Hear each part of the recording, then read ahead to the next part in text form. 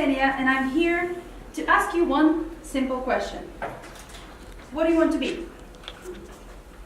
You see, when I was 5 years old, my nanny asked me this question. Immediately, I pulled out my little notebook with Belle from Beauty and the Beast on the cover and said, I want to be a princess. When I was 13 years old, my teacher asked me the same question again, and my answer was, I want to be an actress. Now I'm 20 years old, and if you ask me this same question now, well, my answer would probably be, I don't know. And what would you say? You see, there are 3 possible answers, and 3 possible ways to go after you've been asked that question. The first one being, I want to be blank. And here you insert the profession that you aspire to be. You know, these people, they seriously fascinate me. They do not lie awake at night thinking, what am I doing with my life? Where am I going? Seriously, guys, I respect you so much. Keep going. And we are moving to the remaining 95% of the population. So the second way to go is, I would love to be blank, but. And what follows is an excuse up here. You can choose an infinite number of excuses and reasons not to do something, not to be something. And that's very common for most of us. The third way to go is, I don't know. That's my category. We're people with passions and desires, we just do not know where and how to use them. Let's do a little experiment, shall we? Raise your hands if you belong to the first category. Okay, yes, we got 2 people, 3 people, 4 people. Amazing. 5 people, yeah. So if you belong to the second category, raise your hand right now. All right. And the third category of people who do not know what they want to do? All right, so the vast majority of you. As I expected, the vast majority of you belong to the second or the third category, and that's completely normal. But why does that happen?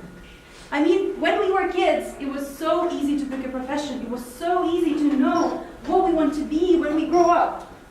Where did this clear vision of the future ahead go?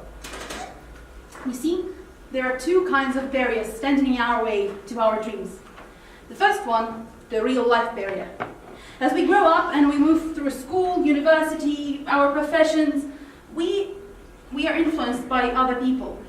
And the society has its standards, right?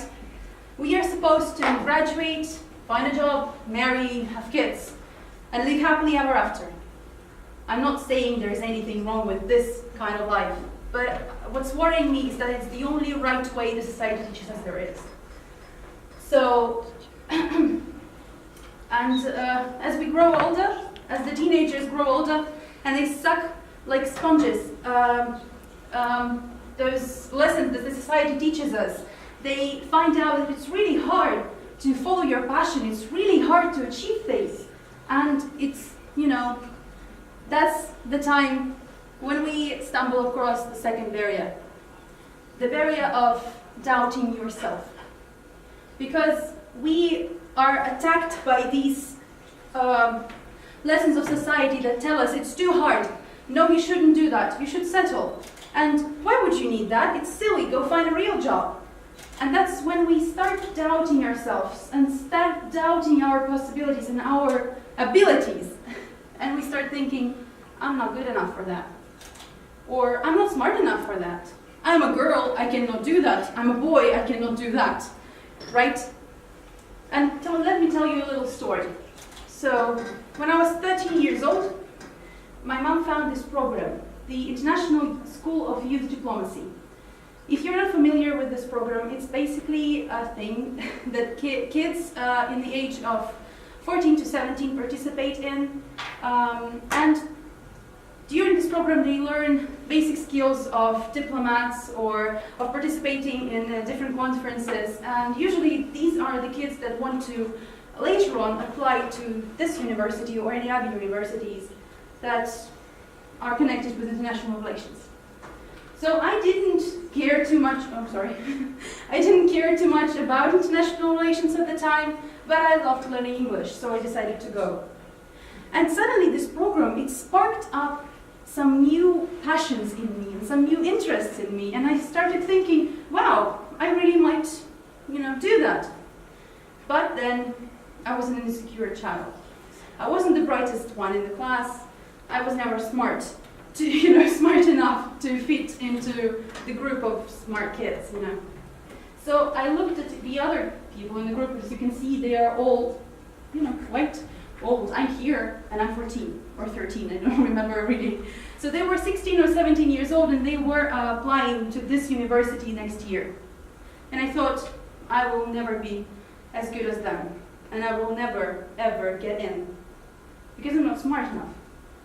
But did that stop me from learning history, or foreign languages, or international relations?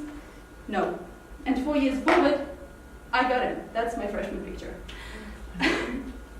So, what I want to say here, we easily get scared of the challenges staying in our way.